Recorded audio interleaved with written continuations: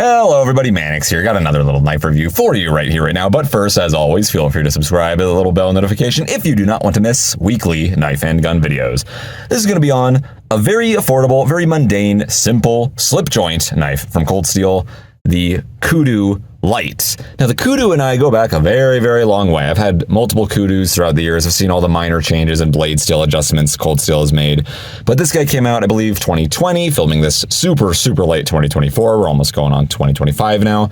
So almost half a decade ago. But the Kudu Lite essentially is just the exact same thing as the Kudu, but it is a slip joint instead of the typical ring lock or clasp lock or whatever the hell you want to call this thing. This is the regular current model Kudu, I believe. Should be exactly the same as this guy we're reviewing right here, except we have the series of notches inside of the tang of the blade, as you can see and hear, and then the clasp lock or ring lock right there. Regular Kudu I'm holding right now. This is the Kudu Lite, same exact thing, except it's a slip joint instead of the clasp lock or ring lock you're seeing on the left. And there is not a series of notches other than just one half stop inside of there. That's the only other notch I know of. Didn't use this all that much, just opened and closed it, oiled it up. There's not really a whole lot to say. There's a little nail nick right there. If you want to use that for whatever reason, there's our half stop right there. Basically just the butt end of the tang of the blade. You can see how it's very squared off. That's kind of just what's stopping it right here. This lock back, this spine mechanism right here is extremely simple. It's just a piece of metal pinned in there within about the middle of the handle. And just by its design, the blade, which is on this pivot screw, just like all modern knives are, it pushes up against the metal bar, which literally bends upward out of place. And that's just kind of what retains it. You could almost say it's like a torsion bar, pretty much. It's just applying pressure down just by its simple design, the way it's bent like that. That's what's keeping this in place.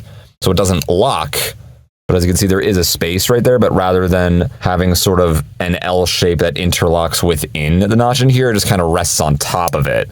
So you have pressure keeping it in place. It's not locked. There is no lock on this knife. It just kind of holds in place. You can see it bending when I apply pressure to it. But there's a decent chunk of pressure there. It's pretty strong. But it is still a slip joint. It's not a locking folding knife. It also cannot be opened with one hand. I mean, I'm sure you could if you were so inclined to. I don't recommend you do that because there is a fair amount of force throwing this blade back into place. You could if you really want to do it. I don't recommend it, but it's meant to be opened with two hands with a little nail nick right there, but I typically just grab it with my fingertips. Let's get some specs out of the way real quick, as we always do. We have a 5CR15 MOV blade on this guy. Blade length is 4.25 inches, so it's pretty long, actually. Overall length is 10 inches on the nose, making the handle length 5.75 inches. According to Cold Steel's official website, it weighs 2.7 ounces. 2.75. They were close enough. I'll give it to him. We have a Xi X handle scale right here. I think that's an aluminum little emblem, which kind of resembles the Kudu horn. Retails at $8.99. Not even a $10 bill. So you can get these guys for like $7 or so if you shop around. Just under 3 ounces for a 4.25 inch blade. Hey, that's really not too bad. Again, that's a long blade for a folding knife. For this weight, for this price point. Again, 10 inches on the nose. There's a lot to work with here. Somewhat of a clip point style blade. It's basically a clip point. Flat ground, as you can see. Stonewash finish on there, very simple. 5CR15 MOV, similar to its cousin 8CR13 MOV that we're very familiar with. But as far as I understand, it just has a little bit less carbon in it. It's going to be a little more corrosion resistant, but the edge is a little bit more soft, so it's not going to retain an edge as well as the 8CR13 MOV that's more commonly used, or at least was more commonly used if you go back the last like 15 years or so in the knife industry. It's kind of a step below that, but the one good thing about it is that it will be a little bit more rust and corrosion resistant, and it will resharpen a little bit faster. It's a cheap blade still though, but totally reasonably sharp. Not getting super clean cuts here, as you can see, but I think it's sharp enough. Let's try a less folded piece of paper here. That might be part of the problem. Sort of. Not bad. I would say it's certainly a utility edge. It's not the most clean cutting edge compared to a lot of other Cold Steels and just other knives in general, but this guy is hella cheap, so it is somewhat of a crude design overall. That's just kind of what you have to expect. For less than $10, that's totally reasonable, totally fine. It's just a super long, lightweight slip joint folder.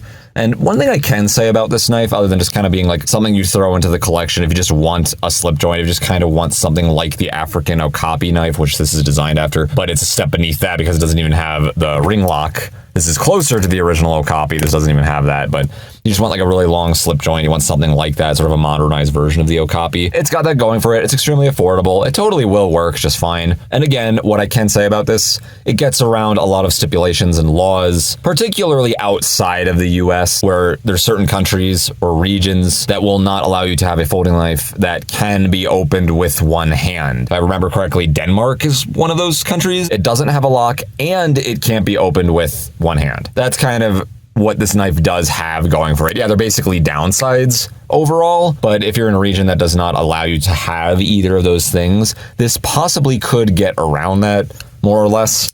Don't quote me on it again, but just kind of throwing that out there. So a lot of cutting edge, lightweight, and potentially friendly for certain countries and regions that may not allow anything. It does have that going for it. So directly comparing this to the original Kudu, pretty much the exact same design, exact same blade steel, same emblem, same sort of like wood-like grain pattern they have in the Zyx handle scale. It's going to be strong enough. I don't see this breaking or cracking anytime soon. That is our Kudu Lite. Interesting, cheap slip joint knife. A lot of cutting edge here. It's about all I can really say. I can't really complain about much because it's so damn cheap. It's less than $10. If you got a collection of slip joint knives, this is one to have. No reason not to, right?